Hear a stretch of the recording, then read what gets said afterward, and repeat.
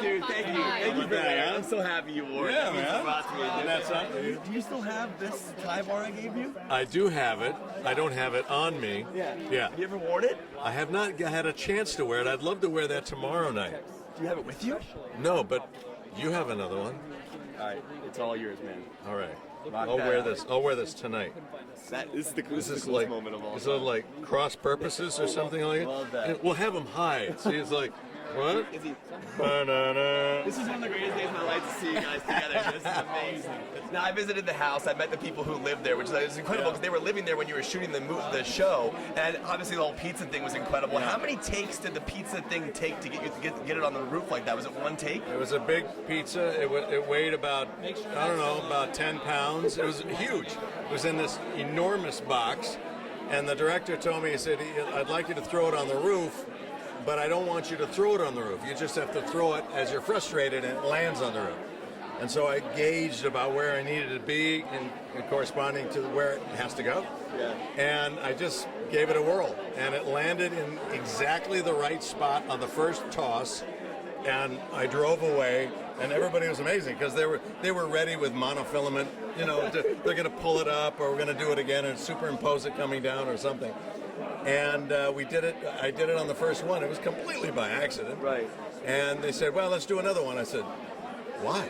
Yeah. We got it. It was perfect. Now, obviously, I think the final episode's brilliant. I love the way the show ended. And I know there's always been open-ended discussion about whether or not Walter White died. I'm not going to ask you if he died or not. I know that you've asked that question a million times. What did the script say at the end? What does the script line say? Like, is it say he passed away with his eyes open? What does it say at the end of the script? That's a good question. It's been 2.5 years since I read it. I'm not sure exactly, but it says that he's, you know, like among his equipment, his chemistry lab, his true love. Walter White collapses to the floor. We pull back. Police enter. They check the body. Fade out. So it kept it kind of nebulous and like a little ambiguity can't hurt anybody. Last question for you. The art of saying, "Say my name." What was the art of nailing the way you said it, like the "saying my name"? What was the art of saying it the way you did? Well, there was Walter White went through this transformation, you know, and he went from a milquetoast put upon man to this man filled with ego and bravado, and part of that was being able to intimidate someone else, which is very, very much an aphrodisiac for a man, especially that man. And he was just daring someone to mess with him. So he said, "Say my name." Oh my gosh, I'm so intimidated. You were just talking about the two suits over there and how they changed. What season did they change, and why did you change them again? It happened early on. One looks better on camera, and the other was nicer to sound. So there's all these decisions throughout the course of a series that you have to make, depending on one department or another. And if the crunches as we're walking wasn't doing well. So, but it's interesting to come back here and see all these props and all the people that we see. It's an amazing experience. I think Michael Slovis is one of the most incredible cinematographers in the history of cinematography, and I think the greatest shot I've ever seen in my life is the moment in Crawl Space when you have the bag over your head and the sun goes out and then back into the clouds. You know what shot I'm referring to? Yes. How did they get that shot? Was that like a happy accident? It was one of the most incredible shots I've ever seen in my life. There was a happy accident in there when the sun broke through a cloud and just like boom hit a ray of sun right through my eyes, and then it went behind the clouds again. And it was like, and I told him, "You're brilliant! The way you orchestrated the sun to come out at just the right time." Aaron Paul. What's up, buddy? What's up, dude? Good to see you, man. Last time I saw you was Paris for Exodus. Yes, it's been a while. You look good, buddy. Thank You always look so good, you know? This guy. We're in the Smithsonian. He smells good. This is Abercrombie and Fitch Fierce. Oh, good for you, man. Right. Well done. Baller status. We are in the Smithsonian talking about his scent, and it's a beautiful thing. Talk about seeing these right now in the Smithsonian, what that means to you. How are you feeling? I mean, it's truly a out-of-body experience. We everyone involved with Breaking Bad, we know that we were a part of something very special, and we just keep getting thrown these unbelievable honors, but this has got to be the icing on the cake. You know what I mean? The fact that these are going to live in the Smithsonian forever is just it's unreal. I joked with you at the Need for Speed junket that maybe like once Jesse drives off in that car, that maybe he ended up in the Need for Speed movie afterwards. But where do you think Jesse is right now? Obviously, you played him over these 6 incredible seasons, 5 seasons plus the final season. But where do you think he is right now, if you had to guess? Realistically, yeah. I mean, he's in hiding. You know, they're still searching for him, so I'm sure he's still, you know, terrified. I would like to think that he's living in some mountain town in Alaska. Just making shit, you know what I mean? What was the first episode, or first scene you ever shot, and the last scene you shot? The first scene I shot was falling out of the window. Really? Yeah. Wow. Yeah. I think. It's either that or it was a scene between Brian and I getting the money for the Winnebago. Right. That might have been the first scene. And then the final scene was actually a flashback scene from the second to last or third to last episode, Ryan Johnson's episode. Ozymandias, which is just genius episode. Moira, yeah, I mean it's just brilliant. But we were shooting a flashback scene, and it was Brian and I inside the Winnebago, and it was a very, very emotional thing. Before I let you go, I just want to show these suits off real quick. Talk about putting these on every day and what it was like. Was it really heavy? Could you breathe in them? Was it hot? These things were so ungodly hot. New Mexico was, blistering desert at times, but it was great. You know, it was really putting on a costume, and it was just an incredible thing. Yeah. Last thing for you, love pizza. I love pizza. One of the best episodes ever is when Brian throws the pizza on the roof. Yeah. Did anybody get to eat that pizza? Was it done once the minute it went on that roof? I think it was done once the minute, and you know, that was a one-take thing. They just did it one take, and then they're like, all right, we got it. Yeah.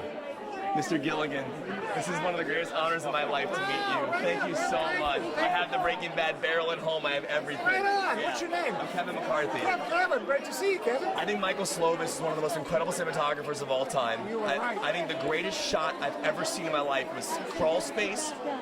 When the sun goes in the clouds and out. Talk about that moment when you saw that shot. Were you on set that day? Talk about that moment. I was not on set that day, but we saw it in the dailies. We saw this amazing oneer that the director of that episode, Scott Wynant, gave us. And he just gave us this gift of a shot, but it was one of those situations where we did a little digital tweaking to it to allow us to use the whole thing, because the time it took for the sun to go in and out in that shot was probably 2 or 3 minutes. Oh, you sped it up. We sped it up a bit. We kept we had a special layer of just the actors in the wide shot, and then we sped up the sun going in and out. Right. So it was a bit of happenstance coupled with a bit of digital magic, but it was really the sun going in and out. That was not created digitally. It was just it was helped out digitally. Yeah. Now, I was just talking to Brian about this. I think the way you ended the show was absolutely perfect. A lot of shows are on for so many years, and they don't end them right. They ended this one so perfectly. And I'm wondering, in the script, I know it's been kind of open-ended about whether or not Walter White dies. And I think he dies, obviously, but I'm wondering, what did the script say? Does it say, like, it fades out with his eyes open? Like, do you have an idea of what happens? Obviously, you created it. You know, well, and not to burst anyone's bubble, and by the way, I will preface this by saying that this show belongs to the fans now. It belongs to the fans, the viewers, just as much as it belongs to Bryan Cranston and the crew and all the other actors and me. Having said that, my personal take on it, that you can take with a grain of salt, is that, yeah, he passed away at the end, because that was the promise we made in the first episode. He was given a death sentence in that first episode, 61 episodes prior to that one, and that was the only proper and fitting conclusion for the show. It was not, in my mind, it was not a dream. It was not, there was no trickery at the end. He died at the end. Yeah. But if you watch the show and you choose to believe otherwise, I wouldn't argue with you. I would say just enjoy the show and thank you for watching. What I find amazing is my girlfriend and my fiance and I went to New Mexico. We did the whole Breaking Bad tour on our own. We visited the car wash. We visited the house. Now, I know you went on a podcast and talked about the pizza being thrown on the house. Yes. And I met the people who lived there, and they were inside the house when you guys were shooting the show. Oh, yeah. Is that true? Very, very often, because you never saw the inside of the real house. Right. Every time you would see the inside of Walter White's house, that was a stage set at Q Studios right near the airport in Albuquerque, New Mexico. And if you look closely, I shouldn't even say this, but the outside of the house doesn't even remotely match to the interior. If you're in the backyard with the swimming pool, that's at the real house, there is clearly a chimney facing the swimming pool where the kitchen should be. And there's no kitchen window, and there's this big chimney, this big fireplace. And then you go into the stage set, and there's a kitchen and a kitchen window and no chimney. I was amazed nobody ever picked up on that all those years. But the folks who live in the house, it's a wonderful woman and her husband, just the greatest people ever. I could give their name, but I won't, because I just want them to have as much. I met them. Okay, They're really nice people. They're wonderful, wonderful people, and they really enjoy visitors, provided visitors are respectful of their privacy. But every now and then she'll come out with a sheet of fresh baked cookies and give to people. She had a guest list. The last I heard, she had 4,000 people visit in 1 year, and those are the people she was home for. So who knows what the real number was? But she's a wonderful lady. Her husband's a wonderful gentleman. But I love having this opportunity, the soapbox, to say, please, if you are going to visit Albuquerque, New Mexico, and you go by the house, just stay on the public property, stay on the sidewalk. Don't throw pizza. For God's sake, don't throw pizza, because it's not funny anymore. It wasn't funny the first time. It's less funny now the 11th or 12th time, and she shouldn't have to be pulling out the ladder and climbing up and taking it off. But by all means, get a picture of the house, stay on public property, and be respectful, and just know that a great many other people from all around the world have visited as well, and she's happy to have folks there, just so long as they maintain a little bit of space and allow her and her family some privacy. Last question for you. Obviously, I love the use of colors in the show. You're wearing purple. That was obviously Hank's wife's favorite color. Yeah. Can you talk about what those colors meant? Because I read an online article. If a character was wearing a certain color, that means they were murdering somebody in the episode. Did you break it down like that, or was that just fan theory? Well, there's a lot of wonderful fan theories that I wish I had come up with, that we had come up with right from the get-go. Like somebody pointed out that the burned pink teddy bear floating in Walter White's pool with half his face burned off was a bit of a premonition of Gustavo Fring's, half destroyed face. Oh wow! I wish we had come up with that. That was not anything conscious. As far as the color goes, the main thing color meant to me in the show was that characters. The show was always about a main character in a state of change, in a state of transformation. And I felt one of our best ways of visualizing that was having the color palette of each character change.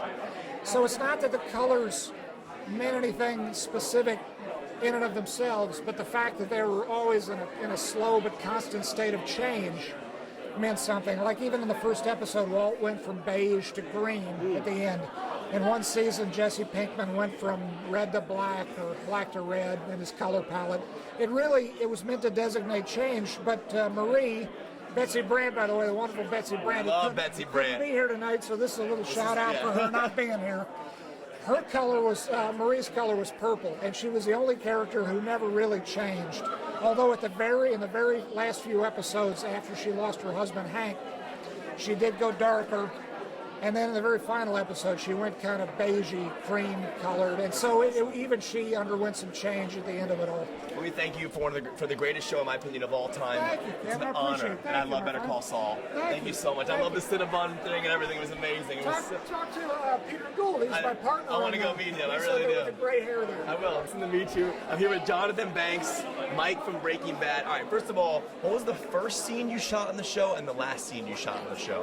The first scene I ever shot on Breaking Bad was with Aaron, when his his girlfriend overdoses. And I'll tell you, you know, I mean, I've been around a while. I thought I was going in to do a guest star. I'm walking out of there. And I came home and I said to my wife, I said, I just work with a kid that is really good. I mean, but really good. And the last scene I shot is when I go, shut the fuck up and let me die in peace. That was you shot that linearly, that last shot. No, that wasn't the last. I'm trying to think. I don't even remember what the last was. In my mind, it was. I mean, it was like a day before my last day.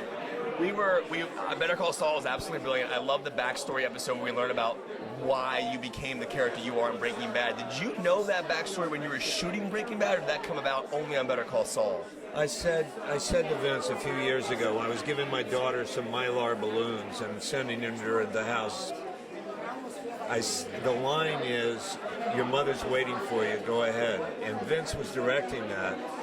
And I turned to Vince when he said cut, and I said, Vince, that's my granddaughter, that's not my daughter. Whatever happened to Mike, wherever he lost his soul, has something to do with his son. And so a few years later, there's the monologue. That's amazing. Talk about being here at the Smithsonian. Obviously, you started a show years ago. We're standing here at the Smithsonian in Washington, D.C.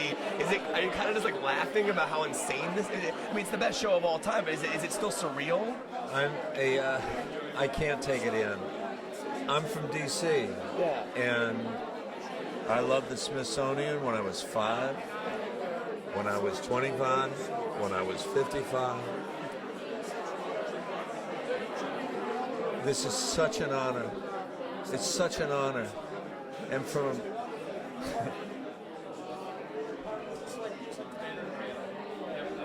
such an honor. Really? That's amazing. Where'd you grow up in D.C.? Chilham Heights. How often do you make it back here? Most of my family's passed away. They're gone. I tell my friends, I say, you want a great romantic contemplative weekend, fly into D.C., stay downtown so you don't have to rent a car, and walk and just take it in. I went to the castle today, and it was raining, but I sat on a bench out front for a while in the gardens, the beautiful gardens. And then I walked in and I looked at the children's room that I didn't realize how many layers of paint they'd had to take off to get back to what it was. I love this place. I love the ideal. You know, I would drive as soon as I'd come from Chilham Heights, and I'd go to the Jefferson in the middle of the night when I was 17, 18 years old. And a police officer would walk out of the shadows and say, what are you doing? And that's, but politely. And then I'd be there, or I'd go to the Lincoln and I'd read the second inaugural and still do.